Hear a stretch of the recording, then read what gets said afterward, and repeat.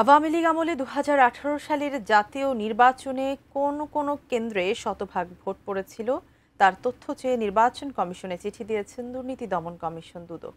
চিঠিতে কেন্দ্রের সংশ্লিষ্ট কর্মকর্তাদেরও তথ্য চাওয়া হয়েছে। একই সঙ্গে ক্ষমতার অপব্যবহার করে ২০১৪ ও ২০২৪ সালের নির্বাচনে প্রভাব বিস্তারকারীদেরও তথ্য সংগ্রহ করছে দুদক। ৫ আগস্ট ক্ষমতাচ্যুত হবার আগ পর্যন্ত ১৭ বছরে সরকারে ছিল আওয়ামী লীগ। এ সময় তাদের অধীনে অনুষ্ঠিত হয়েছে ৩টি জাতীয় সংসদ নির্বাচন। দুর্নীতি দমন কমিশনে অভিযোগ এসেছে, এসব নির্বাচনে আওয়ামী লীগকে বিজয় করতে রাষ্ট্রীয় ক্ষমতা ব্যবহার করেছিলেন শেখ হাসিনার নেতৃত্বে বিভিন্ন স্তরের নেতাকর্মী ও সরকারের উচ্চ পর্যায়ের কর্মকর্তারা।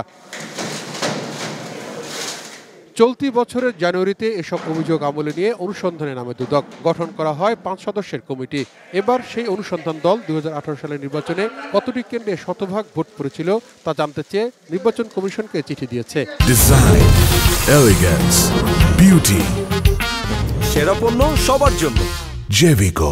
জাতীয় সংসদ নির্বাচন সংক্রান্ত বিষয়ে বিগত যে ৩টি নির্বাচন নিয়ে ইতিমধ্যে আমাদের একটি অনুসন্ধান চলমান রয়েছে। সেই অনুসন্ধান সংক্রান্তে অনুসন্ধান দল রেকর্ডপত্র সংগ্রহের জন্য অধিযাচনপত্র প্রেরণ করেছেন এবং অনেক ক্ষেত্রে তারা কিছু কিছু রেকর্ডপত্র পেয়েছেন।